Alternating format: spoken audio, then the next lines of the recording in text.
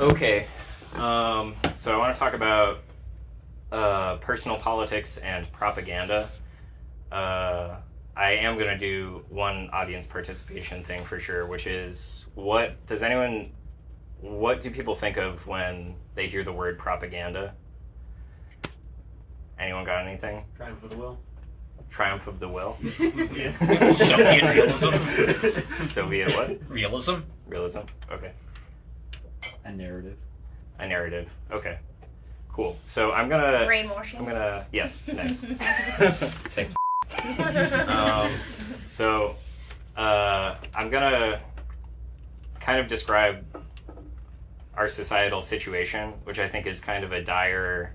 the global human situation is really bad, and it's dire, and I feel like there's kind of a window closing. It might take 100 or more years for the window to really close on political futures that are humane or free in a sense that I believe is real and not just, freedom is thrown around a lot and democracy is thrown around a lot as a positive societal term.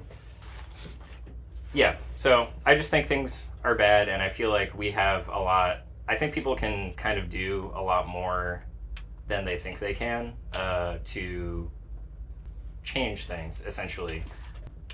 But it starts with, I don't know. In my opinion, a lot kind of starts with the individual. So I'm just going to describe our societal situation as I see it, which is, I was trying to think of a term to describe our societal situation. I like Guy Debord's concept of the spectacle, but I don't want to define it, so I'm not going to refer to the spectacle or spectacular society. I think it's probably less confusing to just refer to society. Or I'm tempted to use the regime, but the regime, everyone associates it with like a totalitarian political figure or political clique or party that rules, and that might be an interesting place to start, because I think that there is a totalitarianism, especially from like the 1930s. It has this connotation associated with the Soviet bloc and with Nazi Germany, where it's like, okay, it's a very regimented form of life. There's a strong law, there's a strong military, and there's a strict adherence to modes of life that are permitted, and they're explicit and it's clear, and there's sort of a figurehead, whether it be Stalin or Lenin or Hitler, that is associated with that, and is, in a way, they sort of act as the model citizen for those situations or those societies. And I want to broaden the concept of totalitarianism to include the so-called free societies of the West. So I think that there's for the past like 140 years in particular, there's been a lot of work done on the science of the mind and the science of manipulation and the science of influence.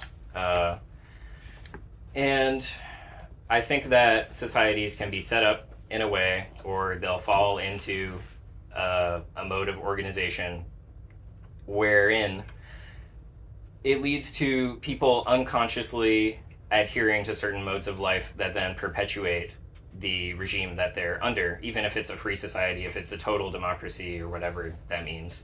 I think propaganda is the means of getting like a mass of individuals to behave in a certain way or to act in a certain way. I think there's a common connotation with propaganda that it's all about information or it's all about what you believe. But I think it has more to do with what you're going to do, whether that's in a moment of national duress, like when the United States was thinking about entering World War I, and there was atrocity propaganda saying the Germans were like bayoneting babies, which was like, there's very little record for that happening. It's just sort of atrocity propaganda on its own is this term that refers to like, you really hype up something that's happening so that you villainize this person that you're trying to villainize at a national level. You create popular sentiment for villainizing another nation so as to get consent from the people to act. And that's another thing I will get into, is sort of the relationship between personal sovereignty and national sovereignty, wherein, I don't know, it seems at this stage of things that there's very little consent needed for the nation to really do anything. I mean, there's very unpopular elections, and yet there's no actual political outlet for... I try to think of various political outlets, and it seems like there's nothing. There's so much discontent or non-consent, but it doesn't really amount to anything. And that's kind of... Assassination. Yeah, that's it's a complicated issue, but maybe I will get into it at the end. But it's like, that's what I think propaganda is. It's this sort of totalizing. It extends everywhere. It creates certain permitted modes of life, and the modes of life that it permits within its society, they may seem on the surface to allow for a lot of different things. You could buy a house in any state or whatever. You could pursue art, or you can pursue writing or law or whatever. There's a lot of like options that basically feel commodified. But anyway, so yeah, I guess we're in this situation, and every society has like a socialization process, which I'll just talk about our society. I don't need to talk in general. So we're all socialized continuously from the time that we're born until even right now. We're all being socialized by our societal conditions and our societal relationships.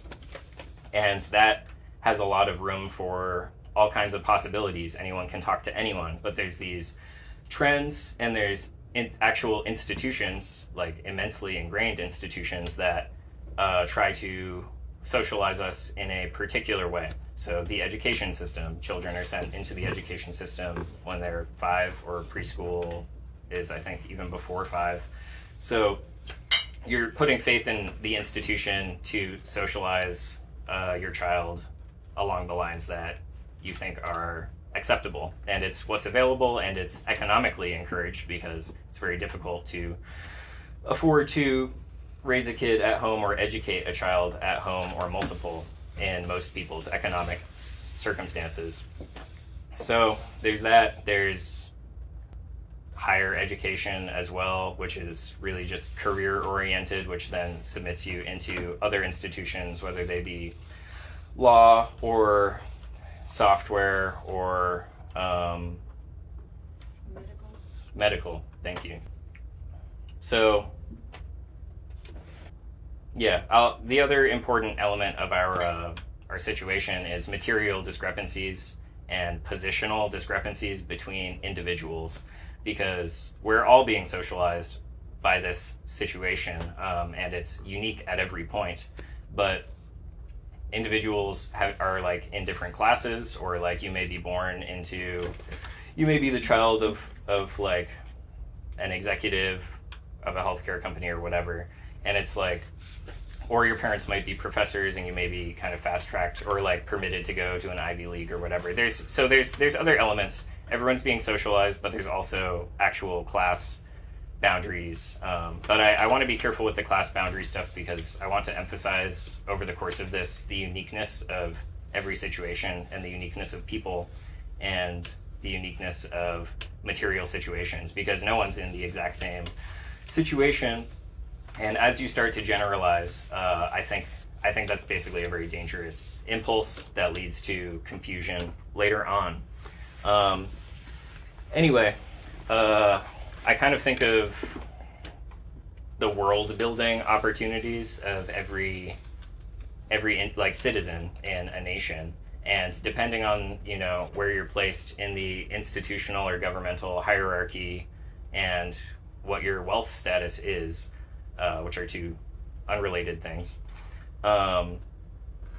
you can actually have a lot of influence. Your mode of life may actually lead to you making decisions that have consequences, whether it be, I don't know. I mean, you could, I'm trying to come up with something a little smaller scale, but you Benjamin Netanyahu can make the call to just send more troops into Syria beyond the Golan Heights demilitarized zone, like he did this past week. It's just kind of, I don't know. It all just adds up to certain world building opportunities. He's literally changing borders, but there's much smaller versions of that. I mean, there's like surveillance cameras everywhere. I guess this is every city now, but I know a little bit about and how it came to be.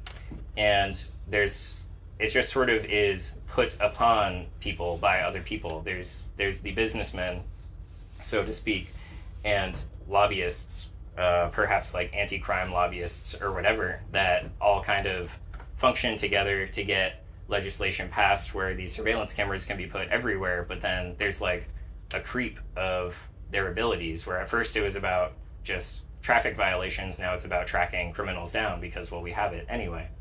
We might as well use it. But no one really consents to that at the local level. We just kind of receive technological novelties. They don't even need to be like technological in the literal sense. When you go to the store, the grocery store, or Walmart or whatever, it's like, it's such a world of possibilities for what you can buy. And it's not geared toward any end. It's just sort of this result of a confluence of producers. Most of that is produced outside of the country. Like, it's an extremely exploitative process. I'm getting a little bit off topic, I guess. I'll put this all kind of under an umbrella of, we talked about socialization techniques with education and everything, but then there's this mode of production or mode of organization that creates economic pseudo-stability, and it's extremely exploitative basically at every end of the spectrum, because people are being exploited to produce this and not being paid fair wages, and then also people are being exploited into buying them, essentially, because most of these companies, if not all companies that are large enough, or not even large enough, anyway, yeah, so it's exploitative at all ends, and the consent for it is manufactured. It's difficult to talk about this stuff as opposed to write about it or even draw about it or design something about it, because it is so interconnected at every level, and it's hard to, when you're reading, you can always go back and look at everything, but when I'm just speaking this right now, it's difficult to even isolate anything and not get totally lost on the other side of the globe, really. But yeah, I think from there, I'll just talk about one particularity of our society, which is the internet and phones and screen devices broadly. Because I'll probably say phones most of the time because most people have phones, but laptops, desktops, all that stuff is related, or this applies to much of it. So how many of you checked your phone within like 10 minutes of waking up? Yeah. Okay. Yeah. So how many of you use your phone in bed when you're going to bed? Yeah. So there's a lot of, it's with you from when you wake up to when you go to bed. And this is common. I think it's, I checked the statistics before I did this so I could make the claim, but it is it is very common in the United States to use your phone from when you wake up till you go to bed, or at least to use it right when you wake up and before you go to bed. And so I'll talk about what the phone is and what social media is a little bit, because the iPhone really was the prototype for all the smartphones that we have now, and it kind of just showed up one day. Really, it's actually just an extension of the iPod Touch, which seems really innocuous, especially when it came from the iPod, which seems beyond innocuous. But the way that our markets work and our society works is anyone, and this is encouraged, inventing things is encouraged, or used to be. I think the venture capital situation now, it's actually quite different than that. But anyway, you have, so the phone appears on the market. There's advertising campaigns. they're cool, they're new, everyone wants one, and it suddenly, before you know it, it's completely integrated into everything. It's you basically need one to like look at certain restaurants' menus, and like you may not need one to ride a bus, but it is encouraged to have one to ride a bus, and if it's not, it will be soon in certain areas. Like I'm thinking of New York, where I see a lot of people just tap their phone at the subway, and or maybe they're just tapping their wallets. I guess I've never done it myself, so maybe I'm just projecting. But anyway, yeah. So there was never a referendum on how that's going to change our society or how that's going to change individuals, and that referendum it doesn't even really happen much at the individual level. Everyone has like opinions that they'll bring out, and I'm sure there were a lot of like in the New York Times, I'm sure there was sort of like, I don't know about the smartphone stuff, op-eds, but ultimately they come in to the picture. And from here, I guess I'll talk a little bit about media itself, and which I really didn't prepare for, but I think when you use a phone, I know when you use a phone, it's literally integrated into your nervous system physically. Like light is electromagnetic. Your nervous system is electromagnetic. You're like the Wi-Fi is electromagnetic. It's all you truly give something when you use it. I'm not saying you lose anything, but we're electromagnetic beings, and just in one. And I'm not saying that's all we are, but it's I don't know. I think there's a lot of. I think of using screen devices as really intense, and it plugs you into this whole thing that's very alluring. And children who are raised at this point, the iPhone's been around for a long time, like generations of children are coming up on iPads or iPhones, or just like with them as a part of their world framework. I'm not saying like, I'm not going to go on the iPad baby rant. That's not really what I'm doing, but it's a part of your world. It literally changes, like, I want to just say the medium is the message in the like Marshall McLuhan sense, but maybe I will try to explain what that means real quick. But like, when you use something, it's like, it's not like, oh, I'm on my computer looking at YouTube. It's not like I'm just getting YouTube. It's like the computer is creating this whole situation in which your body is doing this and receiving this and getting used to it. And I hear a lot about, like, I feel like until the other day, every time I hear the word neuroplasticity, it's in a positive sense. Or like everyone loves to be like, your brain will change, it will heal itself.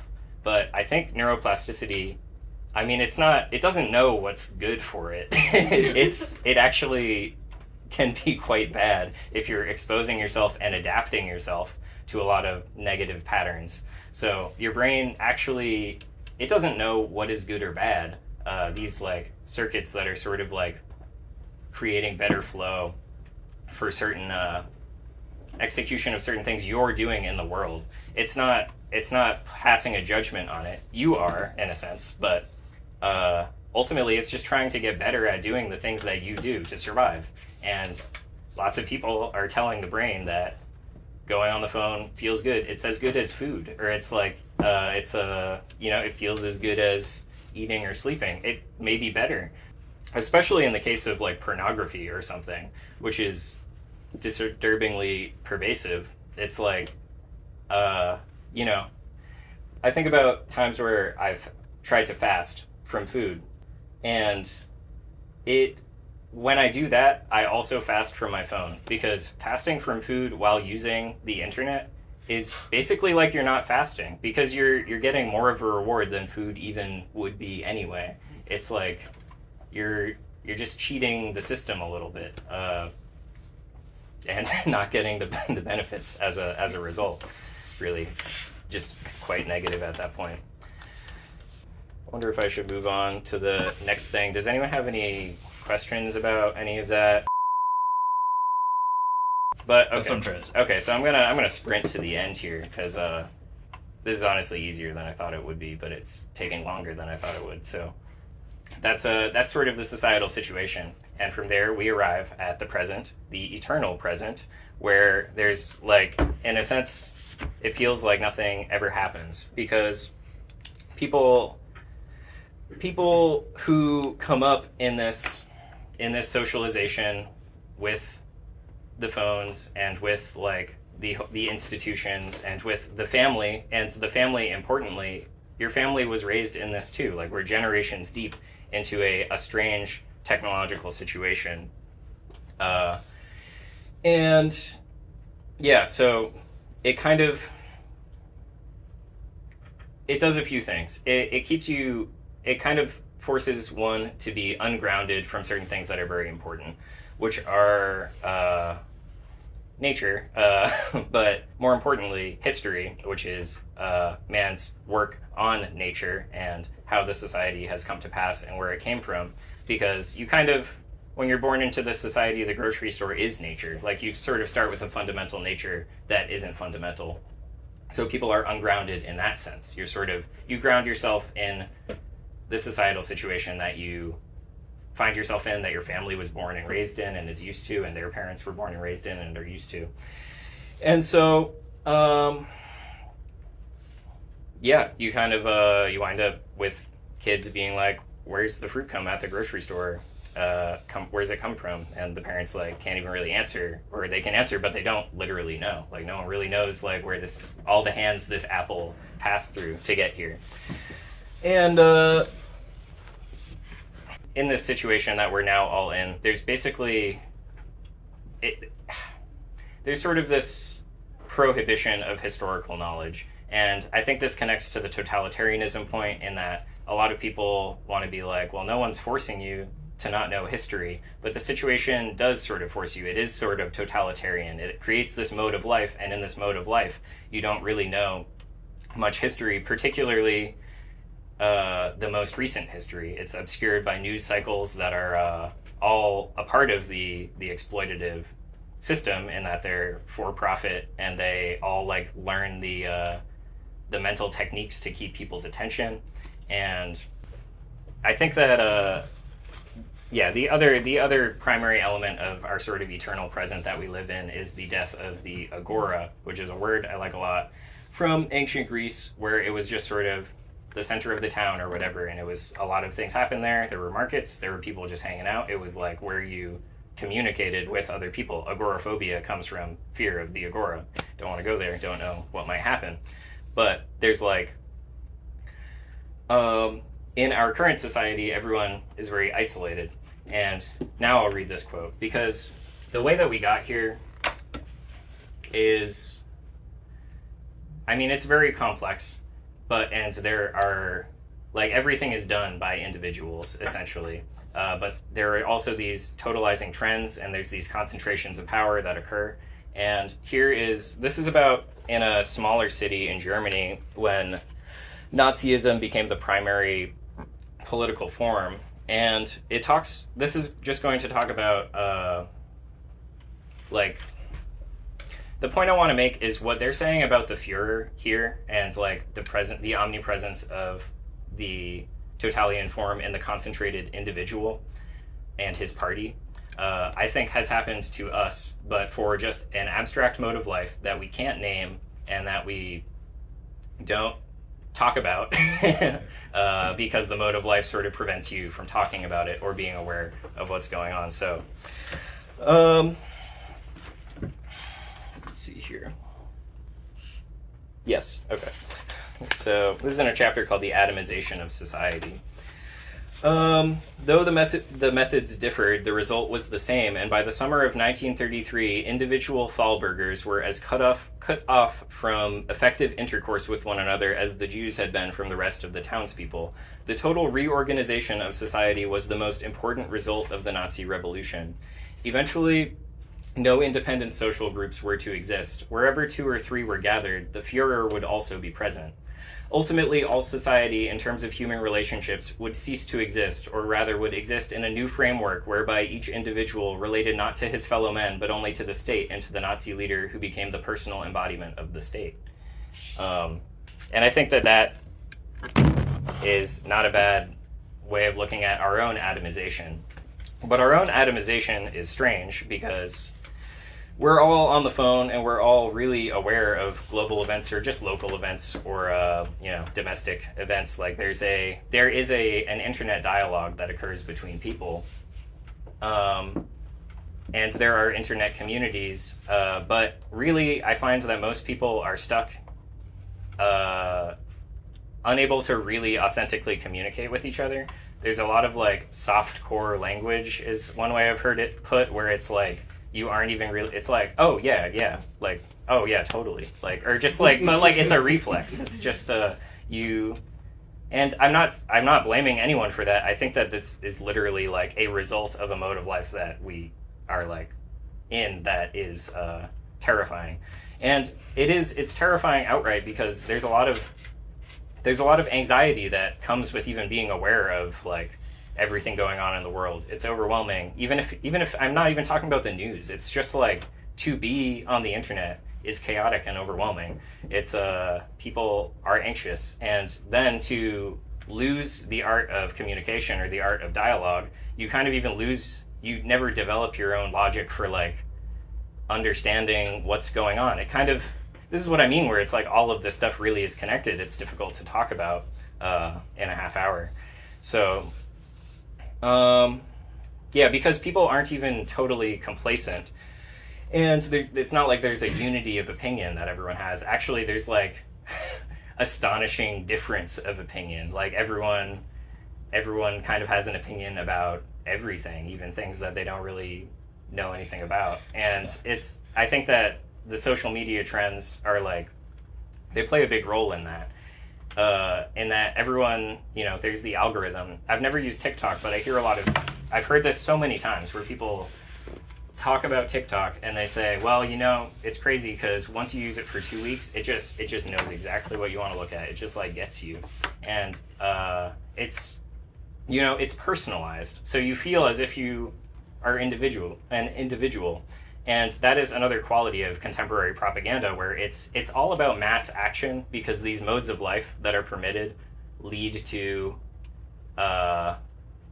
certain consequences. Like it develops a certain society where power is siphoned from people and is put in the hands of the ruling classes, essentially. And yet, sorry, I kind of lost my point there. But yeah, my point was going to be that contemporary propaganda, it's all about this mass action, which is not even really action, it's just a mass form of life, which is rapidly becoming global, particularly with phones and everything. But it speaks really to individuals. You receive your individual algorithm, you have your individual life, but most things people say are not vetted by like logic or legitimacy in the historical like situation that we're in. Like most people don't really know how we got here. They don't really know what's going on, and I think that that's great news for the ruling classes.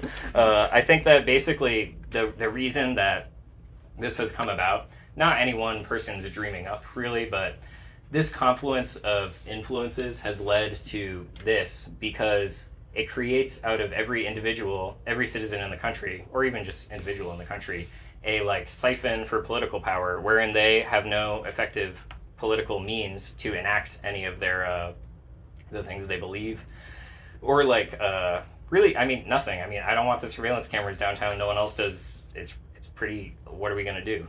Everyone's floating. Everyone's like unable to get together or coherently organize for most issues. Anyway, it's so there's this sort of, I believe every person has inherent political power, but because of how everyone is socialized and comes to live, this political power is essentially automatically siphoned out of them and used to reinforce the authority of the regime.